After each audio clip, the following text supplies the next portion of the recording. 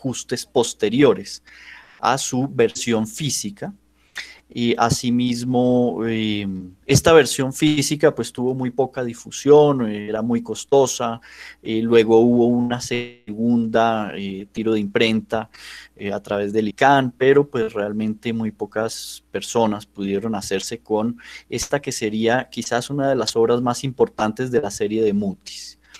Y ya iré explicando por qué lo considero así, no solamente por orgullo o razones personal, sino por las apreciaciones que ustedes podrán leer debidamente en esta obra, que como se darán cuenta no es una obra solamente para especialistas, tampoco es una obra solamente botánica, es un volumen historiográfico. En otros volúmenes de la expedición botánica no se hacen las observaciones profundas que pudo hacer Santiago Díaz Piedradita en este, que sería su último aporte a la expedición botánica.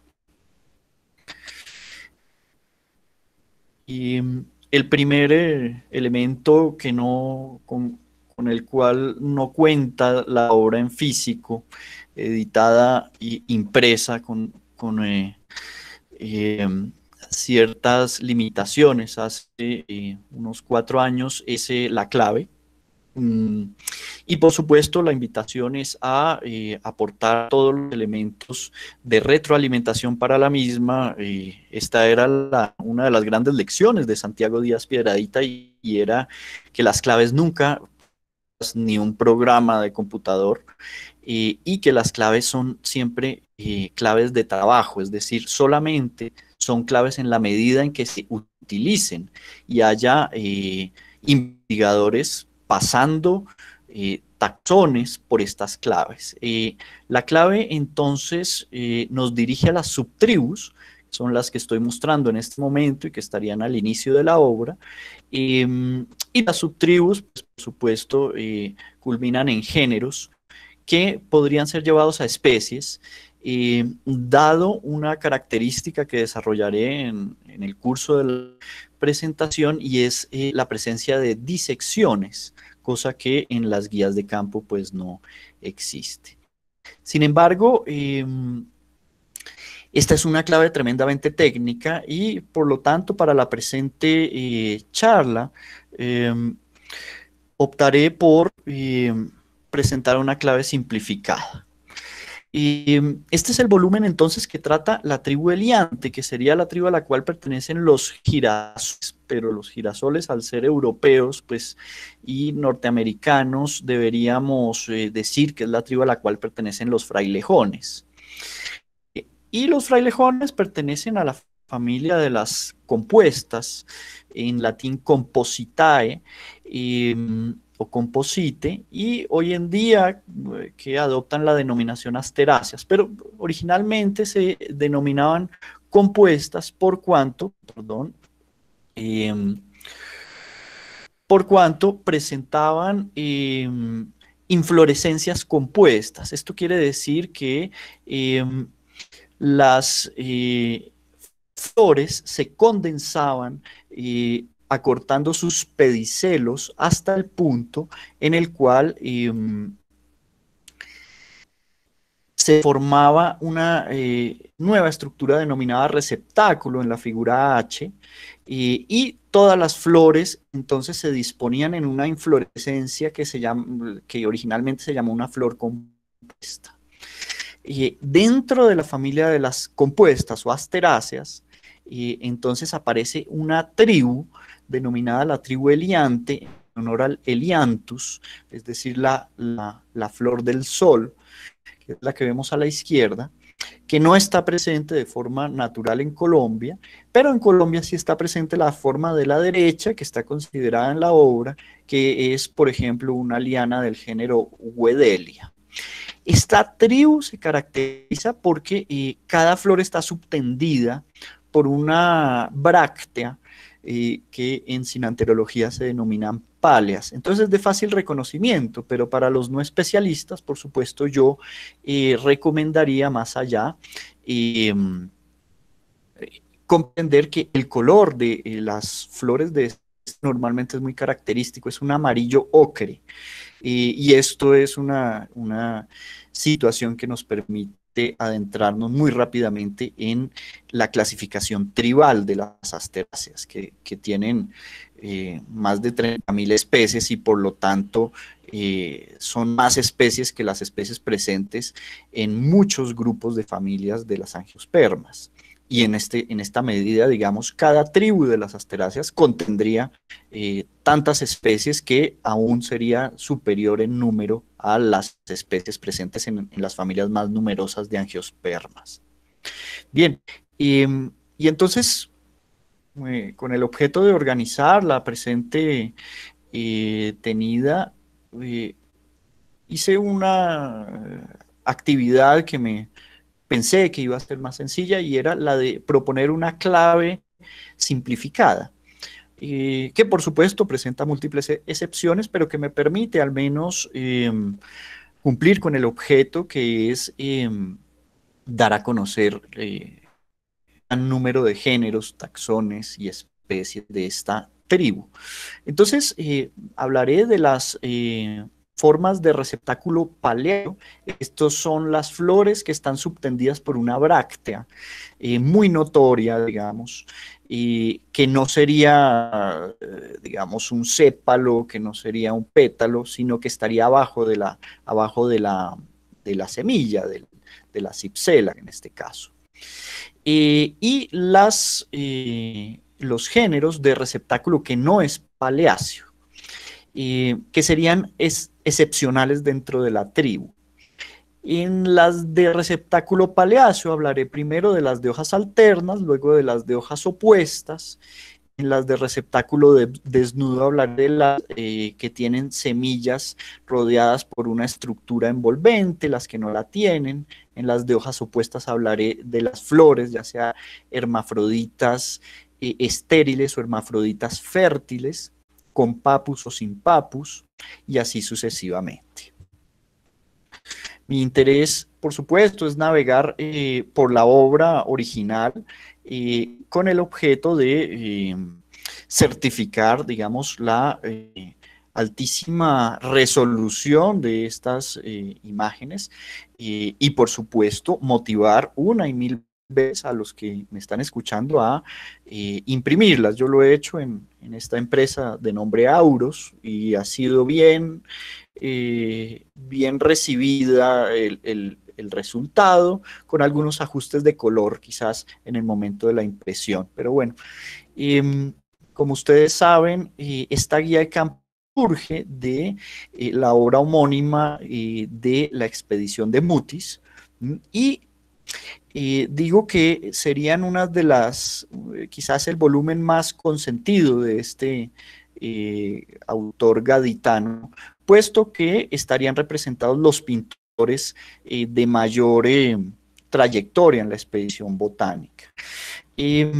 Dentro de las ilustraciones que mencionaré estarán las de Juan Eloy Valenzuela, específicamente las que tienen que ver con el género Videns, las de Francisco Sea, que no las mostraré hoy, pero que están, digamos, son muy excepcionales, y las observaciones textuales o contextuales de el sobrino de José Celestino Mutis. De Caldas hay observaciones en cuanto al género Heliopsis, digamos, nos adentraremos entonces en las tintas de José María Carbonell y de José Cándamo, unos de los participantes más icónicos de este volumen.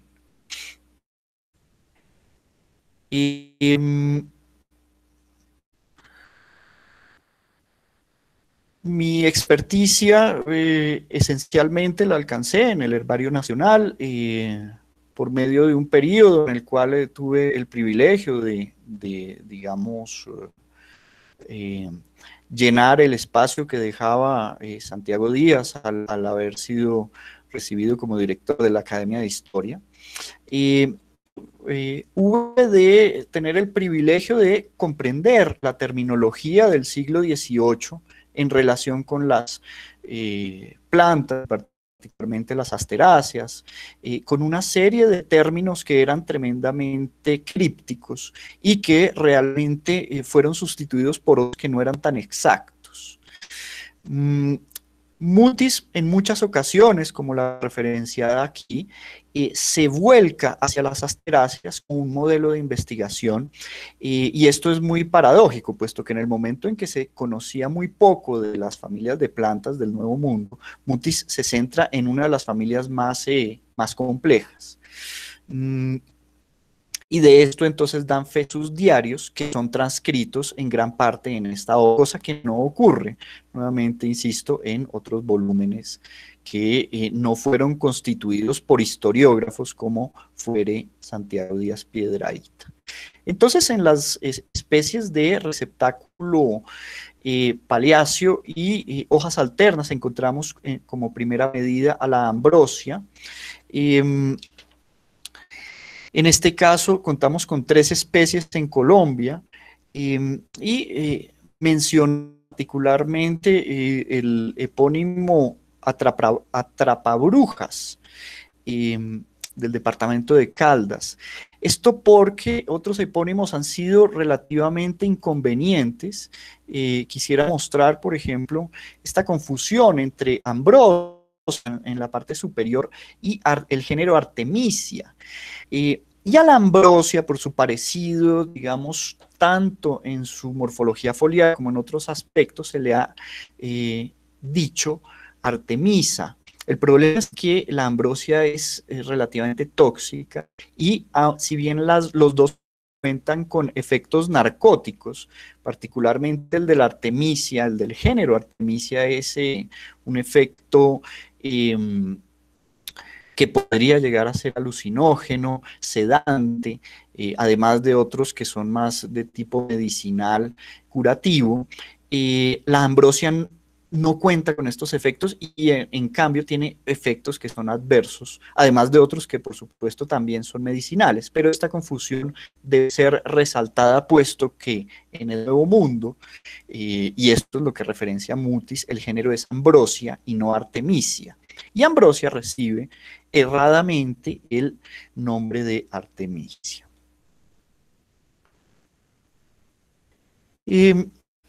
Posteriormente, en la obra, perdón, voy a hacer este tránsito de forma permanente, aparece el género Clivadium, con flores estériles y sin papus, normalmente denominado como mastranto, esto por sus propiedades insecticidas. Los capítulos son muy característicos, normalmente es confundida con plantas de otras familias, muy presente, con una cantidad de especies en nuestro territorio, 17 en total, 3 de ellas endémicas, y esta diversidad bajando hacia el sur de los Andes, es decir, con mayor preponderancia en Colombia y quizás algunas especies relativamente numerosas en Centroamérica. Aquí entonces aterrizo unos segundos para mostrar la disección, que por supuesto fue dibujada sin instrumentos de óptica mínimos, es decir, como diría vulgarmente, a ojo desnudo, y también sin instrumentos de pintura, digamos, adecuados para ello. Pero estas disecciones nos tomó a Santiago y a mí pues varios años establecer su correspondencia. No estaban, digamos, ligadas a la ilustración de la planta. Entonces, digamos, se establece esta correlación entre disección y pintura, y esto, pues, viene a acompañar muy bien la clave propuesta, la clave técnica, no la clave que estamos trabajando en la presentación. Y dentro de los pintores más avanzados, José Celestino Mutis escoge a digamos, los de su preferencia para la ilustración de las especies de Bidens. Aquí las llamaré Masiquia, y término más de la cordillera occidental, pero que me parece pertinente rescatar como nombre común de las especies de este género. Y quisiera simplemente detenerme en esta observación de 1784 en la caligrafía de Mutis, tremendamente representativa de la escritura de cualquier médico, es decir, completamente incomprensible, pero Santiago Díaz, estando muy familiarizado con ella, pudo transcribirla y, digamos, hace que este volumen sea muy humano. Dice, Mutis, florece ahora hermosamente la compañera de la coreopsis o chipaca, de hojas ternadas y rayo blanco. Esta que llamo su compañera es de hojas pinadas y de rayo amarillo, como los flósculos del centro. Ambas especies son comunes en el sapo, mariquita, y aunque tengo dibujada la de hojas enternadas, falta su anatomía y es singular que en la planta de Santa hizo aquella lámina en los primeros años, se hallen también los caracteres que he hallado aquí. También advertí ayer que las hojas radicales son sencillas. No advertí si en la compañera sucede lo mismo. Cuando se dibuje esta, se hará la anatomía de las otras y entonces se describirán por extenso sus particulares caracteres. Con esto quería mencionar que muchas de las anotaciones que acompañan las pinturas quedan separadas geográficamente, algunas quedan en la Nueva Granada y otras quedan en España, y nuevamente se requiere de una labor más que botánica, historiográfica, para poner en relación cada una de esas anotaciones, que muchas veces eran en hojas sueltas, con las debidas ilustraciones. La guía representa protólogos o descripciones completas, pero en el caso pilosa, no se propone una descripción actualizada de esta especie en la obra, y esto es porque se toma la decisión con Santiago Díaz de aportar la descripción original de Mutis, que era mucho más completa que la de los protólogos posteriores. Por supuesto, los de Linneo son tremendamente breves, y en cambio, digamos, si analizamos un poco la descripción original de Mutis, pues claramente vemos que hay una calidad y una profundidad tremendas de cada uno de los órganos descritos, además de numerosos conteos y observaciones documentales. Es lo que estoy mostrando en este momento.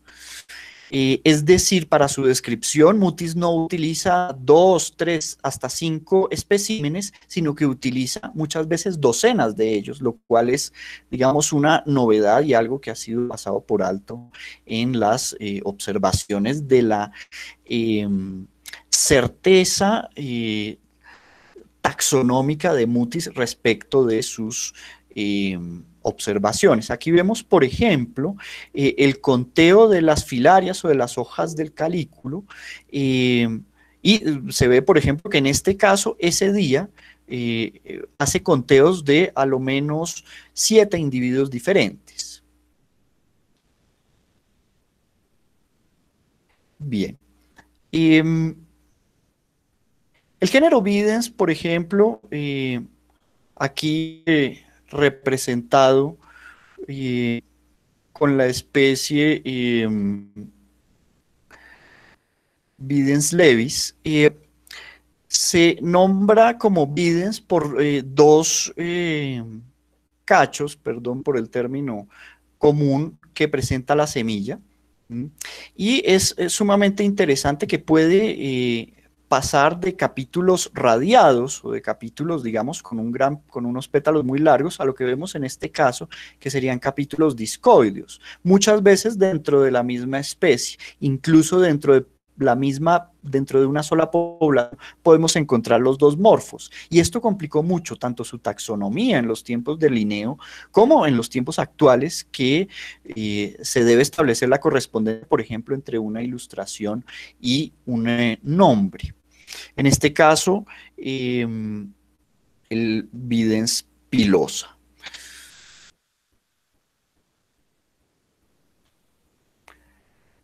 Bien. Y su color también es muy variable, puede pasar de amarillo a blanco, y las hojas pueden pasar de ser enteras a, eh, perdón, pueden pasar de ser simples a ser compuestas, lo cual durante mucho tiempo, fíjense aquí nuevamente es la misma especie anterior, fue confundido con especies diferentes. Mutis en su buena visión y sus sucesores como José Cuatrecasas entendieron que se trataba de la misma especie. Y aquí vemos otra especie diferente de Videns, otra masiquía, Videns rubifolia, más de sectores riparios, con capítulos más grandes y colores muchas veces más intensos. En este caso alcanzamos a ver los dos cachos de cada una de las semillas que dan el nombre al género Videns. En este caso, de hojas aciculares, compuestas, y se trata de Videns triplinervia.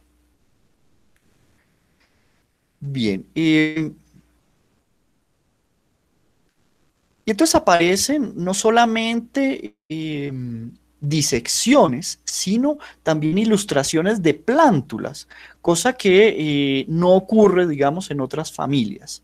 Termino la exposición sobre Videns con una lectura muy interesante de los diarios de Mutis respecto de la especie Viden levis, llamado mandiguiche.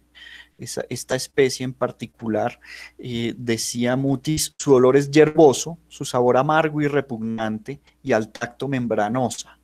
Estas son características que en una descripción moderna, entendiendo por moderna las del siglo XIX, no se llegaba a este nivel de apreciaciones subjetivas, que por cierto son muy útiles en el reconocimiento en campo. En este caso, entonces, nos encontramos con la popular guasca, Galinsoga quadrirradiata, de mayor sabor que las otras especies presentes en Colombia, y alcanza el territorio chileno y crece también en Europa.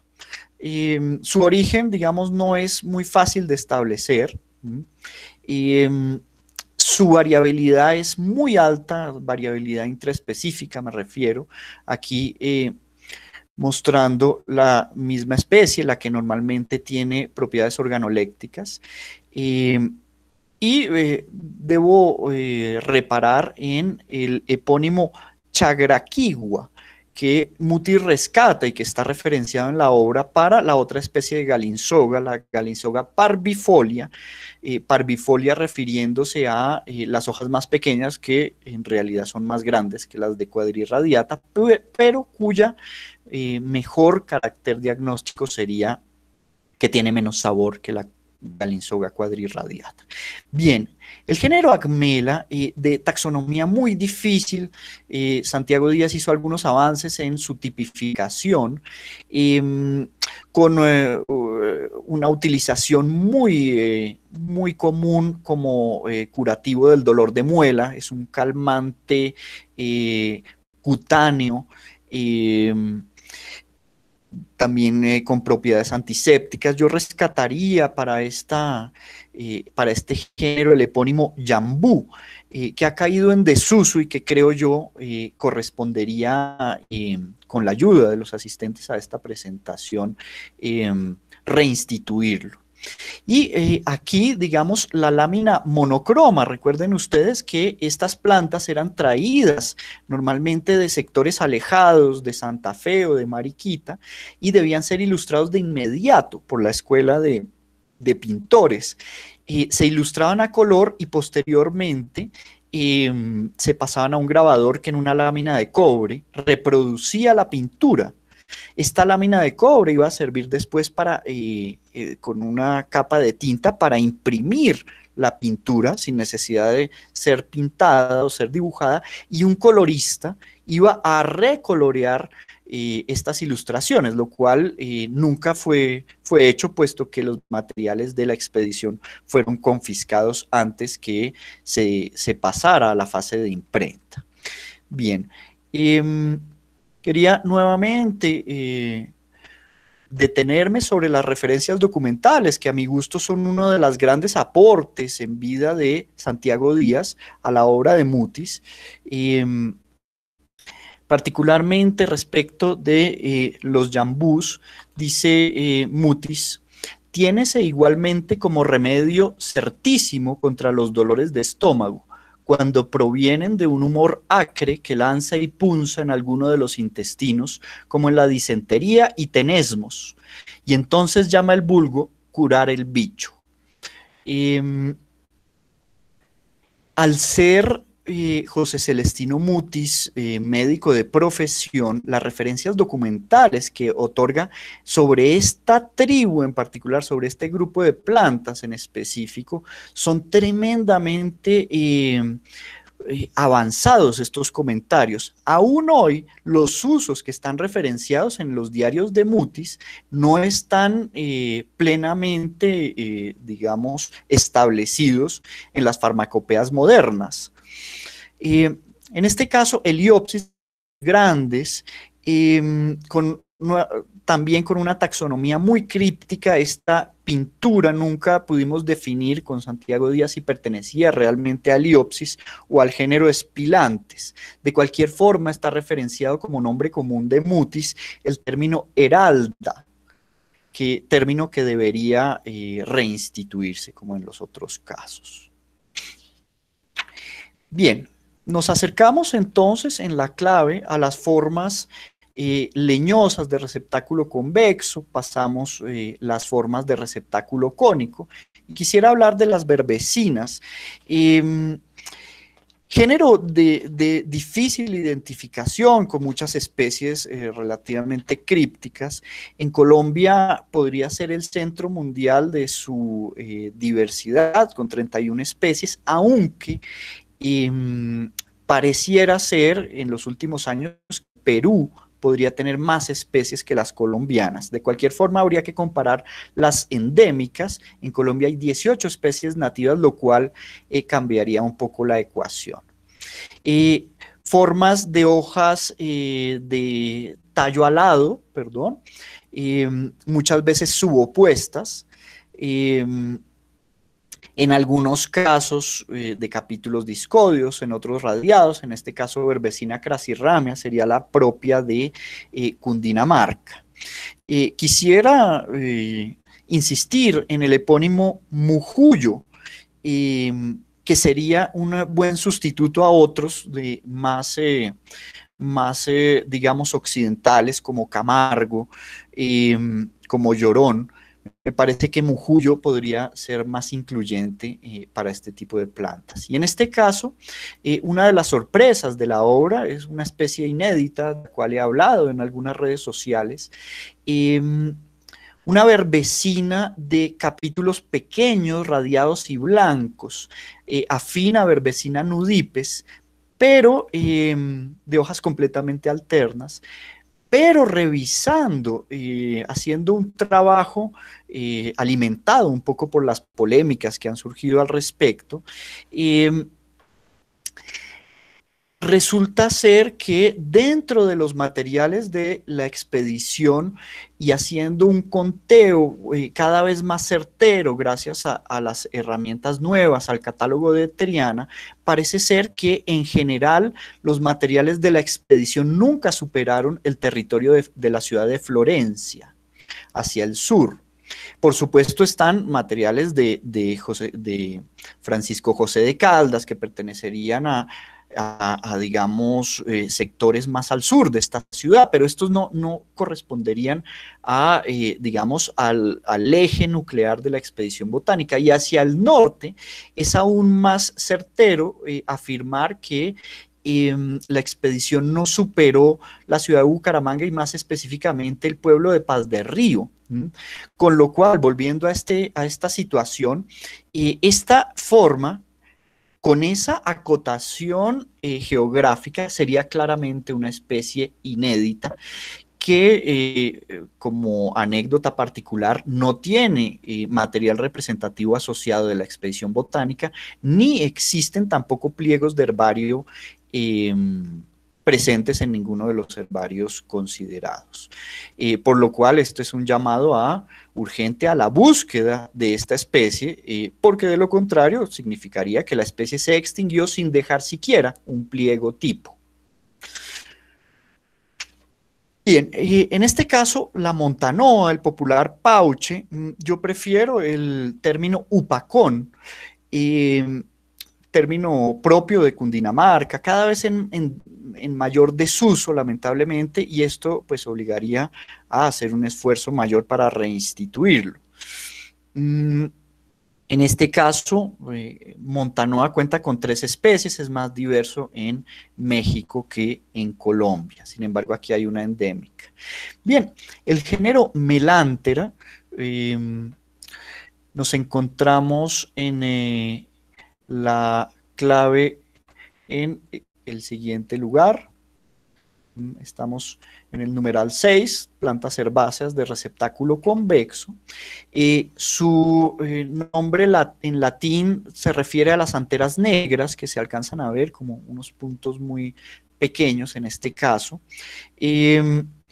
Una sola especie para Colombia, y con un epónimo muy interesante, el término de chucharrón.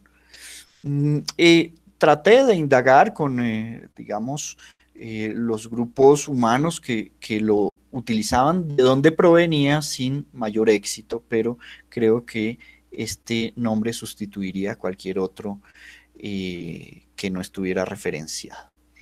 En este caso, el género Jaegeria, muy común y sin embargo muy desconocido. Normalmente en los pliegos de herbario se referencia al término guasca de agua para contrastar con la guasca de sabor, que no sería tan propia de sectores pantanosos más profundos, y aquí vemos una característica, cuál es la de sus tallos muy rojizos. Bien, Ictiótere, su nombre en latín significa pez y veneno, ictios por pez y tere por veneno, puesto que desde tiempos prehispánicos era utilizada en la pesca. Digamos, sus hojas machacadas eran simplemente depositadas en algún estanque, y esto adormecía a los peces eran, digamos, sacados sin perjuicio, sobre la salud humana, es decir, era un veneno inane. Y nuevamente, entonces, recalo en la disección, que nos permitiría, para los interesados en ir más allá en la clave especializada, nos permitiría utilizar la obra de Mutis de más de 200 años como una verdadera guía de campo. Esta planta es conocida comúnmente como barbasco, y diría yo, este es el verdadero barbasco, es la que tiene mayor poder, digamos, venenoso, o mejor adormecedor, de todas las otras plantas que, a mi parecer, son llamadas barbascos. Para Colombia tenemos 7 especies, podría ser nuestro país el centro de diversidad del género, aunque esto es un dato por confirmar, con 2 endémicas y una diversidad que va bajando hacia el sur. En este caso, una forma escandente de Ictiótere, y ahora una forma, digamos, más herbácea, más decumbente, que sería el Ictiótere terminalis, aquí con la disección de las flores para el uso de la clave taxonómica. Normalmente, cuando es colectada, no es clasificada como una asterácea, puesto que estas estructuras que aquí el pintor fuerza un poco para que parezcan capítulos, en realidad en campo no parecen tal, y entonces suelen hacerse disecciones que no conducen a una correcta identificación. Y en este caso, digamos, Mutis se esfuerza porque sus ilustradores muestren, digamos, la parte que contiene la mayor cantidad de compuestos secundarios que le merecen el nombre de barbasco. Bien, Volvemos a las formas arborescentes, en este caso el arboloco. El popular arboloco, digamos, sería propiamente la especie Smaranthus pyramidalis, en honor a su copa, que podría ser relativamente piramidal. El Smalanthus sonquifolius y el popular yacón, pero yo preferiría, si hubiera que contribuir a la reasignación de un epónimo ancestral, el término pipilanga, término que se utilizaba para las formas arborescentes. Esta es una hierba de, como diríamos en Colombia, de tierra caliente, el género Tridax, con una sola especie. Normalmente queda sin identificar, siendo que tiene características muy fáciles para su identificación a nivel de especie, y es la presencia de radios con tres protuberancias muy observables, lo cual da su nombre de Tridax. Son las que vemos aquí en la disección, y digamos, para esta planta se le otorga, al menos dentro de la obra de Mutis, el término de chisacá, que podría ser que podría eliminar muchas ambigüedades si se reinstituyera. Bien, el género Sigesbeckia, de fácil reconocimiento por unas brácteas del calículo tremendamente largas, normalmente se le llama por los campesinos pegajosa. Yo prefiero el término pausa. Y al respecto, Santiago mencionaba y representa en la obra una anécdota que me parece digna de ser comentada aquí, y es que la palabra Sigesbeckia es escogida por Linneo, no por Mutis, para honrar a Johann Georg Sigesbeck, un botánico del Jardín Botánico de San Petersburgo.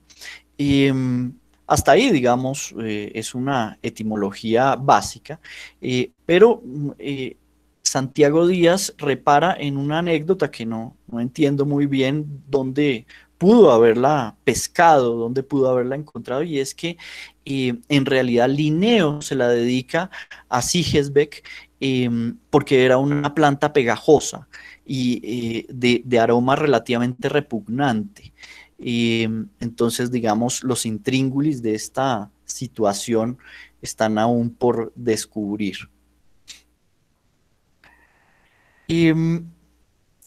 Pasamos ahora al género Vasquesia, de taxonomía tremendamente complicada. Yo he hecho algunos avances en flora mesoamericana. Se elimina esta denominación, se sustituye por Villanova. Yo creo que a John Pruski pues le faltaron argumentos para sustentar esta denominación, y por eso en este caso se conserva el género Vasquesia en vez de Villanova, entendiendo que ambos están en uso. En Colombia, particularmente en Boyacá, lugar en donde actualmente laboro, se le atribuye el nombre Santa Lucía, término que me parece muy adecuado, puesto que es una planta de bastante fácil reconocimiento. No es muy común, pero sin embargo claramente pertenece a las asteráceas y claramente pertenece a este grupo que estamos exponiendo hoy, que son las Elianthi. Anemonifolia, digamos, el epíteto se refiere a las hojas parecidas a las de otro género. Bien, el género Aloispermum, muy común en todo el territorio nacional, sin embargo tiene solo 6 especies que van bajando, al igual que en otros casos, a medida que nos desplazamos hacia el sur de los Andes. En Colombia gozamos con el privilegio de tener una endémica. No presenta ningún nombre común en uso, sin embargo, Mutis referencia al término jarilla, que me parece que debería ser reinstituido si es que nos damos a la tarea de hacerlo. Y nuevamente encontramos una característica fundamental que en otras tribus no ocurre, particularmente en el género que estoy estudiando ahora, que es un género de bejucos denominado Pentacalia. Es algo completamente contradictorio, y es que la capacidad muchas veces dentro de la misma especie de pasar de capítulos discoideos a capítulos radiados. En Pentacalia eso no solamente no ocurre, sino que es tremendamente informativo cuando eso ocurre, es decir, cambiamos de género, cambiamos de biogeografía, y sin embargo en Aloispermum, dentro de las 6 especies que hay en Colombia, tenemos pasos de capítulos sin pétalos a capítulos con pétalos muy rápidamente.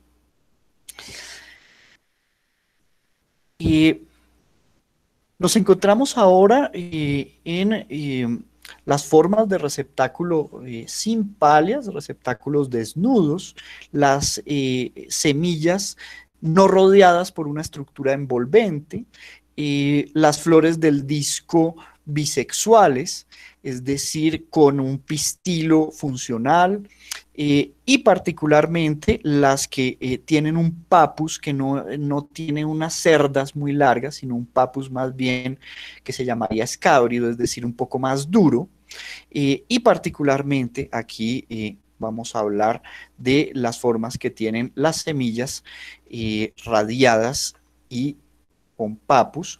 El género Calea, nuevamente en Colombia, siendo una potencia mundial en biodiversidad de este género, con 21 especies de cierta dificultad en su taxonomía. Actualmente en Brasil hay mucho interés por su estudio. Y esto es sorprendente, puesto que en Brasil hay un número mucho menor de especies, y sin embargo los taxónomos brasileros están capacitados para reconocer con cierta avidez y cierta facilidad las formas colombianas. En general, el carácter de reconocimiento mediato, perdón, serían la presencia de 4 brácteas del capítulo, llamadas filarias, en cruz, en ángulos rectos. Sin embargo, este carácter solo sirve para las caleas en Colombia. En otros países ese carácter se pierde y ya por eso no está referenciado en la clave taxonómica. En este caso, nuevamente, presento aquí la lámina monocroma porque me parece de mayor delicadeza que la lámina policroma, es decir, esto es el resultado de una impresión a partir de un grabado, distinto a las láminas coloreadas, que serían, digamos, realizadas con pincel y digamos, como una pintura normal. En la obra completa, por supuesto, podrán imprimir tanto esta como la lámina policroma, es decir, la que se haría previamente antes de hacer esta, que sería realizada por un artista diferente que era grabador. En este caso observamos la disección y la característica diagnóstica que estoy mencionando aquí de manera informal, cuál es la del involucro en cruz. En este caso, pues debo mencionar, quizás muchos de ustedes ya han escuchado esta referencia que he dado en otros contextos, el término peruviana, que sería algo muy recurrente en las denominaciones de Linneo. Esta planta no crece en Perú, esta especie de calea, de hecho es una endémica colombiana, y es porque en los pliegos enviados por Mutis, amablemente hay que decirlo, a Linneo, se referencia como localidad de origen regnoquitense. Y Linneo, pues con cierto desdén, asume como un epíteto conveniente peruviana, siendo que la especie jamás llega al territorio ecuatoriano ni más al sur. Y ya acercándome al término de la presentación para dar lugar a algunas preguntas y no exagerar del gusto por la taxonomía, el género Schistocarpa, con solamente 2 especies, de distribución muy parchosa, es decir, en algunos departamentos aparece, en otros no. Em, Recuerdo la Vasquesia, anemoniflora, anemonifolia, que recibía el epónimo de Santa Lucía. Bueno, la esquistocarfa recibe el nombre de Santa María, que me parece bastante apropiado, tanto su uso como su rescate, puesto que es una planta relativamente escasa y el bajo número de especies hace que se confunda permanentemente con otras. Y por supuesto, entonces, aquí hago el paréntesis para mencionar que todas las formas de esta guía eh, están claramente referenciadas fotográficamente en el grupo Asteráceas de Colombia. Y el propósito con la página en la cual les pedí amablemente que se agregaran para solicitar la obra, es decir, la página Huascas, Frailejones y Mandigüiches, es establecer una correlación directa entre las fotografías aportadas por mag botánicos de nuestro territorio en una clave interactiva que por el momento funcionaría por medio de la plataforma Facebook. Entonces, como corolario diré que el 100% de las plantas referenciadas en la guía, eso fue un esfuerzo importante, no solamente mío, está referenciado fotográficamente. Sin embargo, el poder resolutorio de la guía de campo se da puesto que los pintores y la escuela quitense de pintura hace las ilustraciones en 3 dimensiones, cosa que dista de lo que ocurre en las expediciones botánicas de Medio Oriente y de Extremo Oriente. Adicionalmente existen disecciones. Los colores son tremendamente fieles a la realidad y esto hace que las ilustraciones de esta obra sean verdaderos arquetipos, es decir, sean representaciones ideales de estas plantas, lo cual podría ser mucho más informativo que una simple foto. Termino simplemente mostrando algunas de las plantas de las cuales no hablé aquí, porque considero que hay, digamos, una profundidad necesaria que requeriría de otra charla para abordarlas. Por ejemplo, los frailejones, en este caso la Speletia argentea, eh, con una exactitud tremenda que nos permitió a Santiago Díaz y a mí establecer la correspondencia entre la pintura y el nombre con cierta facilidad. Este tipo de indumento, por ejemplo, el pistillo, es algo que en el protólogo no aparece. Otras características, como por ejemplo la prolongación de la lámina foliar, son tremendamente detalladas en la pintura y vuelvo y lo menciono, en descripciones posteriores, esos caracteres no eran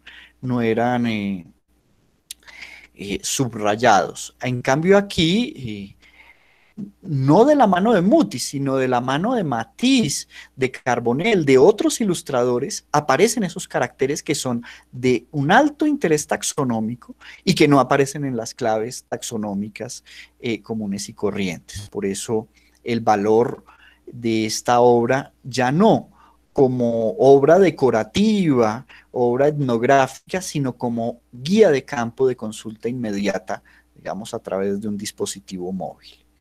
Esta sería la lámina monocroma de la Speletia argentea, que particularmente es descrita por Humboldt y Bonpland, lo cual requiere por lo menos un paréntesis de mencionar que Humboldt y Bonpland reciben el concepto completamente trabajado de Mutis y, digamos, esto les facilitará su obra Genera Plantarum.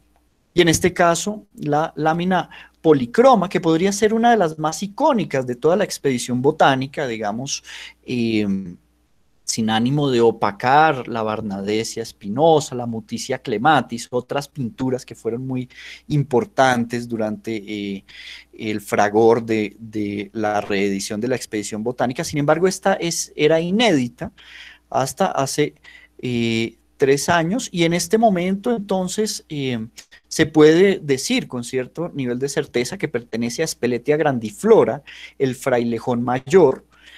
La disección es tremendamente exacta en cuanto a sus proporciones. Esto fue lo que nos permitió asignarlo a ese epíteto, puesto que si la expedición botánica alcanzaba el territorio boyacense, esta pintura podría haber pertenecido a mínimo 5 especies más. Pero por supuesto, la riqueza de los detalles permiten establecer con certeza su identidad. Y la lámina monocroma, vuelvo e insisto, es diseñada por un artista diferente al de la lámina policroma, con otro estilo pictórico. Entiéndase que esto se hace con un cautín sobre una lámina de cobre, por lo cual las limitaciones son mayores para este artista, que no escatima en recursos para también ilustrar la disección. Todo esto se hacía a escala, es decir, se pretendía durante la expedición botánica que las plantas tuvieran el tamaño en el papel impreso que tenían en la realidad.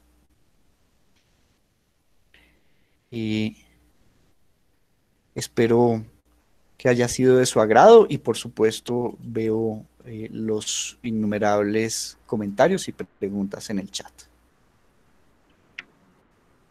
Perfecto, Federico. Muchísimas gracias por la charla. Fue bastante nutrida y bastante interesante. Un recorrido taxonómico, histórico y de un anecdotario pues muy interesante. Con este trabajo que hicieron con el profesor Santiago Díaz Piedrahita en torno a este bello y magnífico grupo, que como sabemos es bastante diverso y bastante complejo muchas veces de identificar, especialmente pues en la tribu Eliante, donde están tantas plantas y tantos grupos valiosos e importantes en nuestra flora colombiana. Recordarle también a la audiencia que esta es nuestra última charla en los espacios que creamos en la ACB, llamados Viernes de Actualidad Botánica con la ACB. Queríamos cerrar con esta charla porque precisamente era el relanzamiento de esta obra que ya en años pasados Federico y el profesor Santiago habían editado y publicado, y pues Federico quería tener la deferencia con la audiencia y con el público botánico colombiano para tener esta obra en formato digital, en formato PDF, para poderla valorar y aprovechar y deleitar. Pues es sabido por todos que la obra artística también de la expedición botánica es bastante notable y bastante destacada, y qué bueno pues poderla tener casi que al alcance de un clic en un PDF de un computador. Entonces, pues nuevamente agradecerle a Federico por la deferencia y por el espacio de haber querido y decidido hacer este lanzamiento en nuestro espacio de Viernes de Actualidad Botánica con la ACB. Vamos a comentar un par de preguntas que veo aquí en el chat. Si alguna persona más de la audiencia que estuvo conectada, más o menos entre unas 60 y 70 personas estuvimos aquí atentos a la charla, si tienen alguna inquietud, pues es el momento de hacerla por el chat de manera escrita, y la vamos a ir resolviendo en la medida de irlas avanzando. La primera pregunta nos la hace Jimmy Rodríguez. Jimmy dice: ¿discoideo hace alusión a que la disposición de las inflorescencias están dispuestas en forma de disco o por la ausencia de flores radiadas? Gracias, Daniel, por ese excelentes comentarios, y Jimmy por la pregunta tan importante. Yo diría que la diferenciación entre asteráceas discoideas y radiadas sería la primera que se debe hacer en cualquier clave taxonómica. En algunas ocasiones esto tiene valor, digamos, filogenético, y en otras no. En la tribu Eliante no, porque aparecen dentro de la misma especie individuos radiados y discoideos, y se refiere a un capítulo que tiene unos pétalos latentes, es decir, unos pétalos muy largos, como en el caso de la margarita, cuando la deshojamos para decir no me quiere, no me quiere, lo que estamos deshojando son los radios, y significaría que estas son plantas radiadas. Sin embargo, los radios al ascender en altitud suelen perderse por la ausencia de polinizadores, y nos encontramos con unas inflorescencias, digamos, que son capítulos, es decir, que hay una condensación de muchas flores, pero que no tienen estos pétalos de la margarita que solemos deshojar. Y esto se le llama discoides. Y para cerrar, entonces, diría que este es el primer carácter en las asteráceas. Ok, perfecto. Por otra parte, Lisette Osa dice, buenas tardes, excelente presentación. Tengo una pregunta. ¿Qué mecanismos de trepado de lianas en la familia Asterácea se ha observado que predominan en altitudes de 3.000 metros o más? Muchas gracias, Lisette. Espero que algún día publiquemos un artículo en conjunto. Me parece que esa es una cuestión mucho más profunda que la biología, mucho más profunda que la botánica, y es cómo pueden existir lianas por encima de los 3.000 metros sobre el nivel del mar. Si usted le pregunta a cualquier europeo, le va a decir que eso es imposible. Y, porque el tamaño de los vasos del xilema, de las células cilemáticas, es tal que eso genera cavitación. Bueno, en realidad sí es posible. Yo lo estudio, esta obra la emprendí para determinar dentro de esta tribu qué formas eran lianescentes y cuáles no eran lianescentes. Y más específicamente, en torno a la respuesta, bueno, el género Muticia, que serían, digamos, las más representativas, normalmente consta de zarcillos, como en la mayoría de las lianas, pero por encima de los 3.000 metros, las lianas que aparecen particularmente, las pentacalias, los aloispermum, eh, los laciocephalus, no cuentan con zarcillos. Entonces, digamos, la adaptación que hay ahí es simplemente una situación que pues yo he estudiado desde el punto de vista molecular, y es que plantas que son erguidas a más de 3.000 metros de altura, al quedar inmersas o al ejercer procesos de colonización de los bosques subandinos o de los bosques altoandinos, quedan sometidas a menor cantidad de luz, pero no porque les cause sombra el bosque, sino porque a 3.000 metros la atmósfera es más delgada. Y entonces, al bajar, aunque sea 50 metros, esas plantas se etiolan. Y entonces lo que tenemos, al menos en Asterácea y en Valerianácea y otras familias como Ficáceas también, es una diversidad inesperada de formas lianescentes en los páramos. Ok, exacto. Es una inquietud con un componente ecológico bastante complejo y difícil de resolver, ¿no?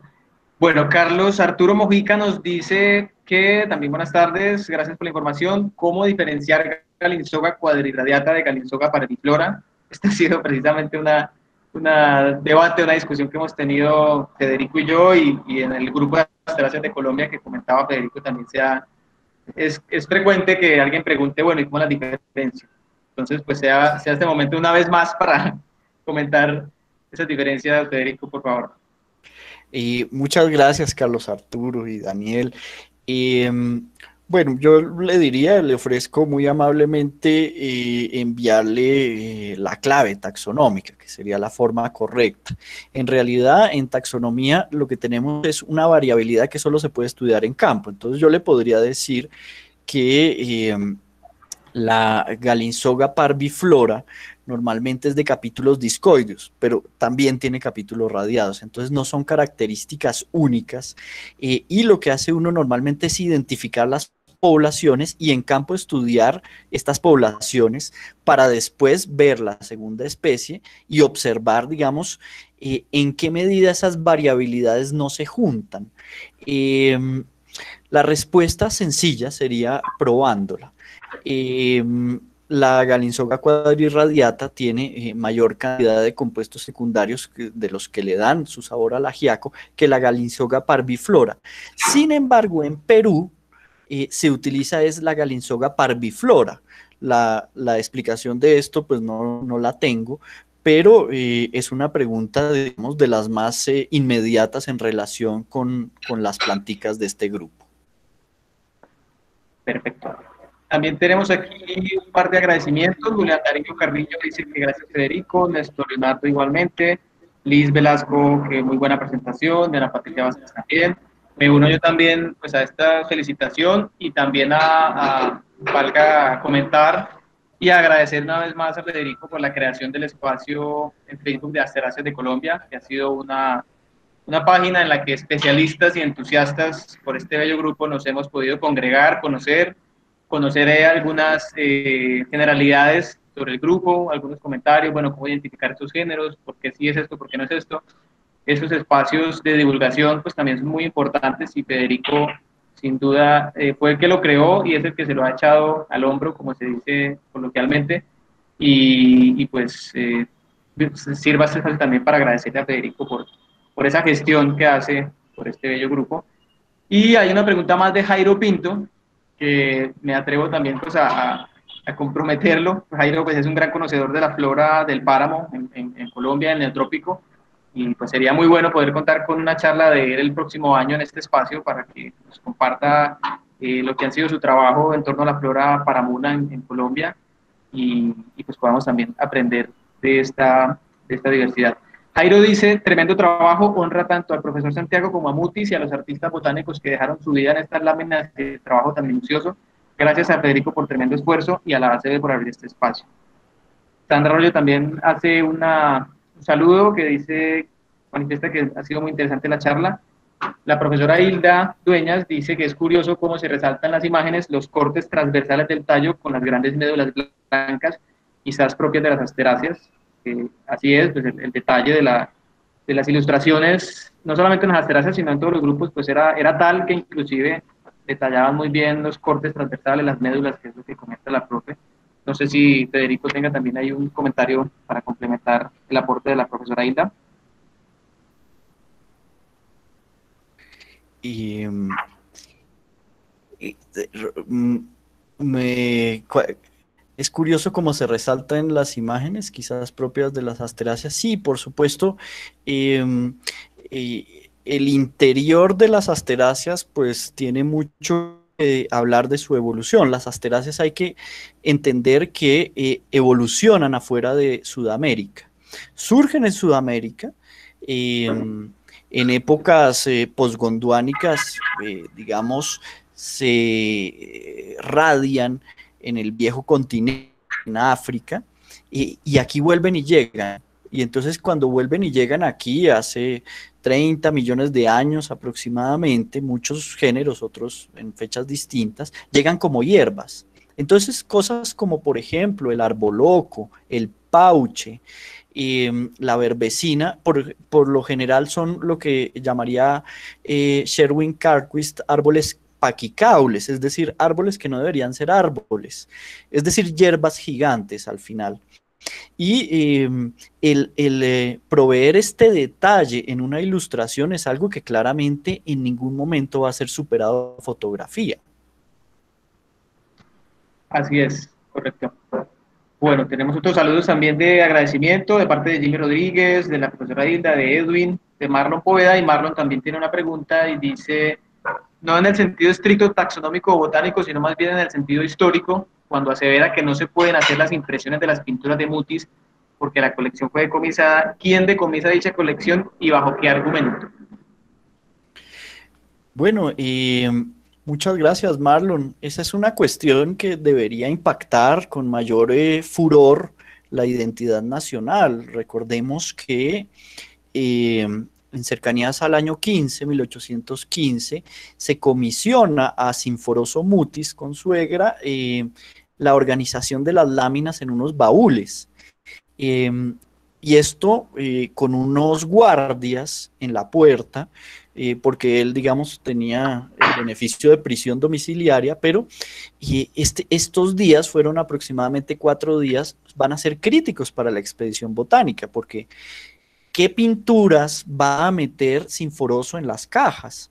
Y entonces él hace con carboncillo unas anotaciones al reverso de cada una de las pinturas, y en una de estas registradas en el libro de Santiago Díaz Matiz y los dos Mutis, Sinforoso dice que es una pena el afán, el apuro, la premura con que lo están obligando a depositar estos materiales en cajas, y él apuesta a que no serán abiertos en muchos siglos.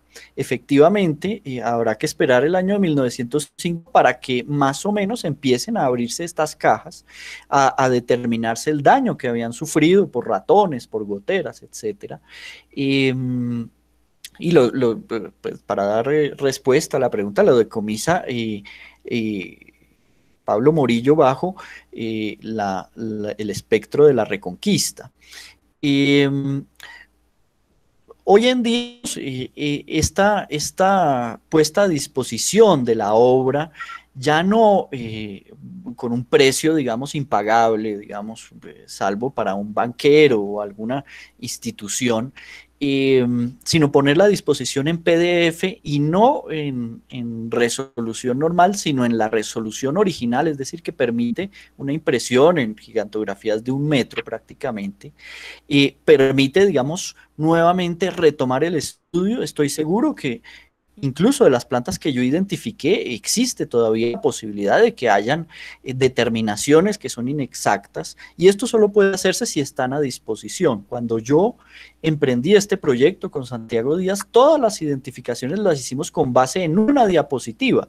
Cada pintura estaba en había sido fotografiada, y nosotros no teníamos la pintura, por supuesto, sino que teníamos una diapositiva. Para las nuevas generaciones, esto es una fotografía de aproximadamente 4 centímetros, que estudiaba entonces con una lupa para observar estas disecciones, que entonces, imagínense, eran de menos de 1/10 de milímetro.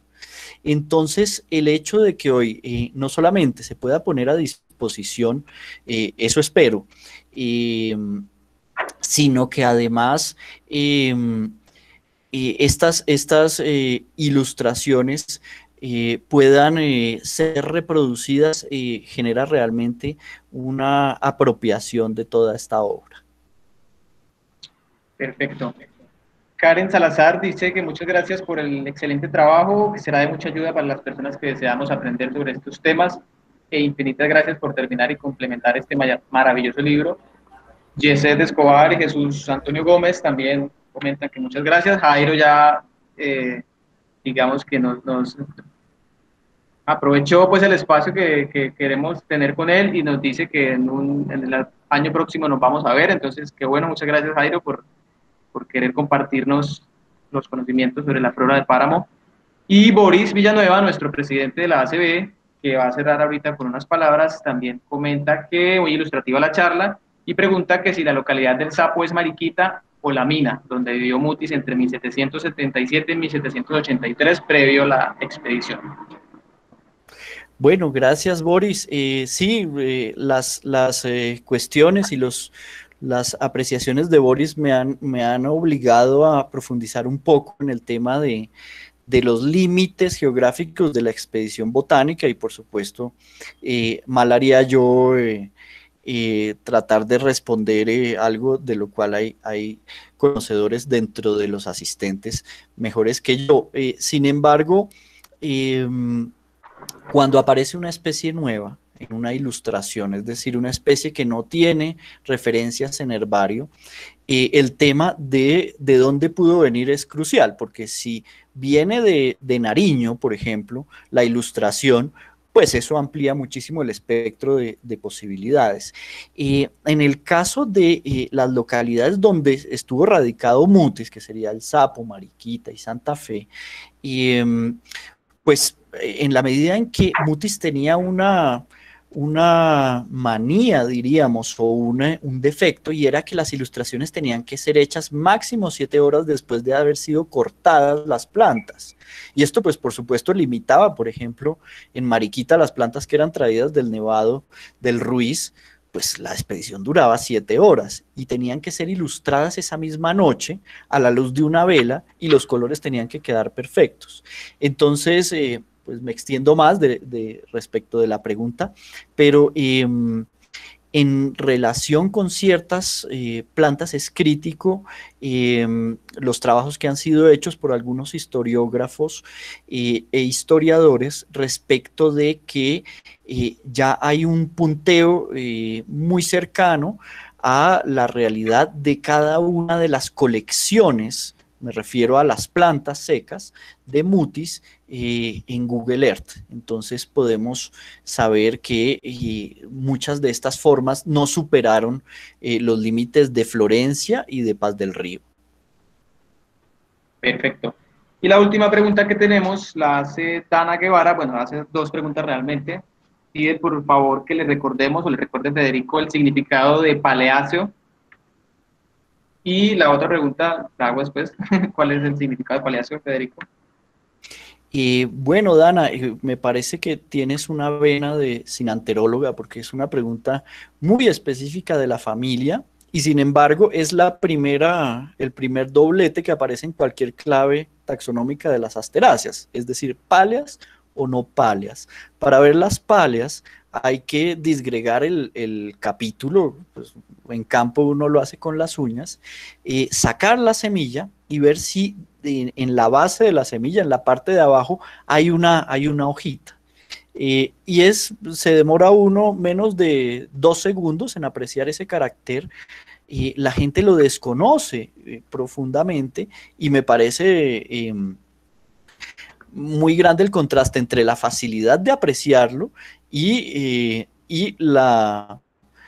las dificultades que uno debe asumir por no conocerlo. Entonces, es una hoja que sale de la base de la semilla, muy visible, de más de 2 milímetros, entonces por ahí debe uno empezar en las asteráceas.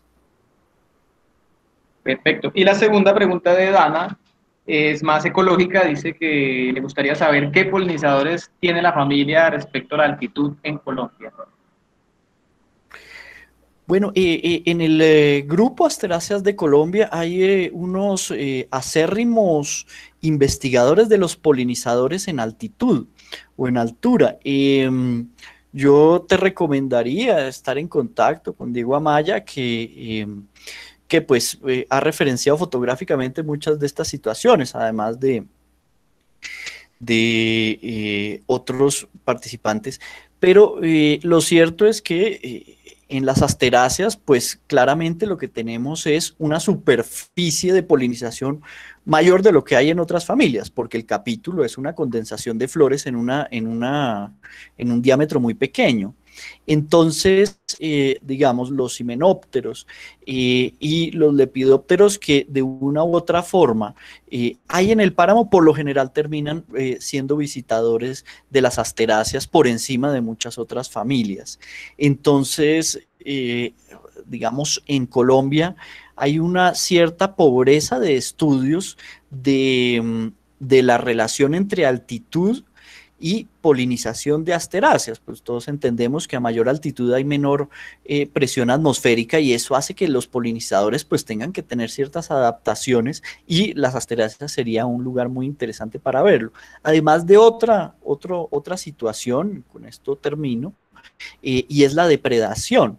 Las asteráceas tienen una alta resistencia al consumo de sus semillas, porque como tienen varias cada capítulo, entonces por lo general los capítulos conviven con una gran cantidad de larvas que han sido por lo general pasadas por alto, pero en herbario suele suceder que estas larvas nacen de entre las cenizas y destruyen el material del herbario, pero que empezamos a apreciar que hay muchísimas cosas viviendo dentro de los capítulos que antes no eran percibidas. Qué interesante, y bueno, el tema de la polinización siempre será, con todos los grupos vegetales, siempre será también un tema fascinante. Bueno, Federico, muchísimas gracias. Yo creo que para ir cerrando, por favor, recordarnos a todos los que estamos interesados en la obra y en el PDF cuál es el mecanismo y cuál es la ruta que debemos seguir para poder descargar el PDF, y ya después cerramos con las palabras de Boris. Bien, entonces, por favor, la página web o la página de Facebook más exactamente, se llama Huascas, Frailejones y Mandigüiches. Esta página no es de modo obligatorio que deben seguirla, pero representa, digamos, la guía fotográfica del libro contempla ilustraciones de el siglo XVIII. Entonces, trata de ser una guía interactiva y entonces me permito volver a mencionarlo.